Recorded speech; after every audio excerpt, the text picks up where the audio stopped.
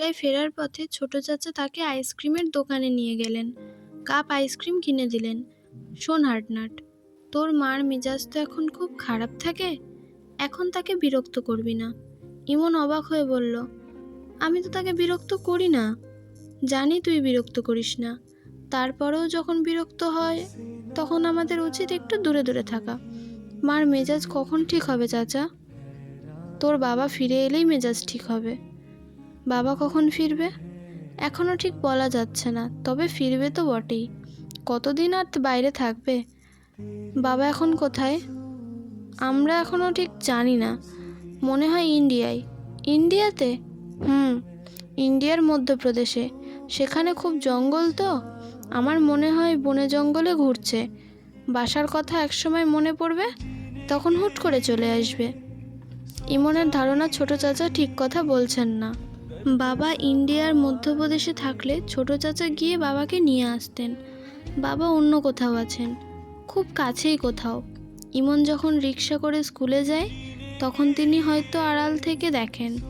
তাদের স্কুলে যখন টিফিনের ছুটি হয়, তারা মাঠে খেলতে থাকে, তখনও তিনি দেখে যান।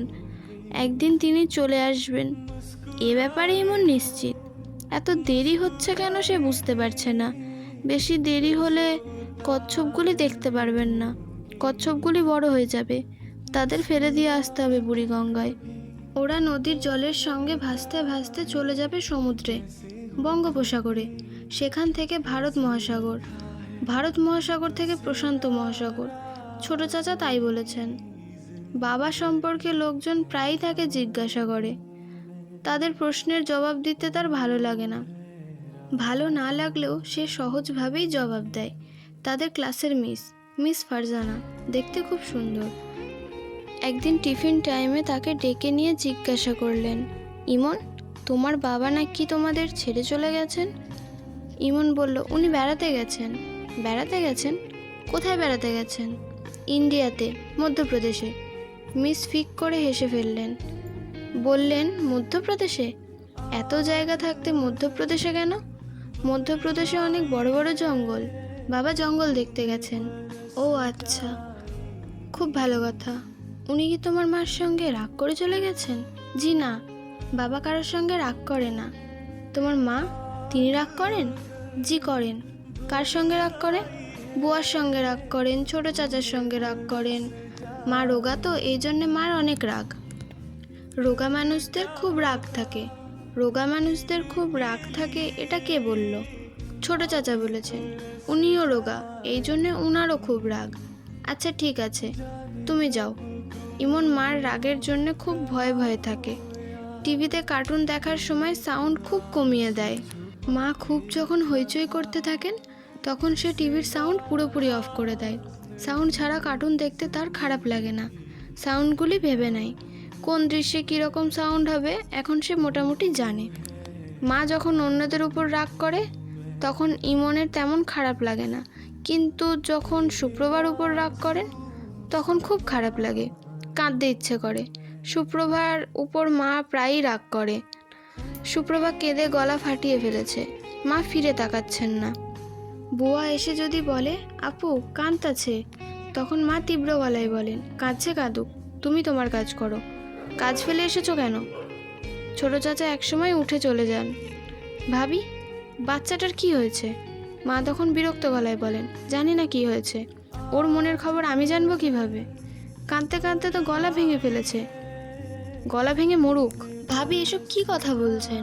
আমার যা মনে আসছে বলছি। তোমাদের অসুবিধা হচ্ছে? হ্যাঁ, অসুবিধা হচ্ছে। বাচ্চাটা পেটের খিদেয় কাঁদছে, আপনি ফিরে তাকাচ্ছেন না, এটা কেমন কথা? তুমি এখন চোখ মুখ শক্ত করে কথা বলছো কেন? তোমার ভাই তো কখনো মুখ শক্ত করে আমার সাথে কথা বলেনি এমনভাবে। চোখ মুখ শক্ত করে কথা বলার জন্য আমি সরি। ভাবি শুনুন, ফর গড সেক, স্বাভাবিকভাবে বাঁচার চেষ্টা করুন। স্বাভাবিকভাবে বাঁচার চেষ্টা করার মতো অবস্থা কি আমার আছে? ভাইজানের জন্য কষ্ট শুধু কি আপনি একা পাচ্ছেন? আর কেউ পাচ্ছে না? এটা আপনি কি করে ভাবছেন? কষ্ট পাচ্ছেন ভালো কথা, কিন্তু একটা দুধের শিশুকে কষ্ট দেবেন কেন? তার অপরাধটা কোথায়? খবরদার, তুমি আমার সঙ্গে চোখ লাল করে কথা বলবে না। ভাবি, আমি চোখ লাল করে কথা বলছি না। আমি আপনার কাছে হাত জোর করছি, ওকে দুধ খেতে দিন। নাটক করবে না, নাটক আমার ভালো লাগে না। একে তোমরা নিয়ে কোথাও পালক দিয়ে দাও। আচ্ছা ভাবি, ঠিক আছে, তাই করব।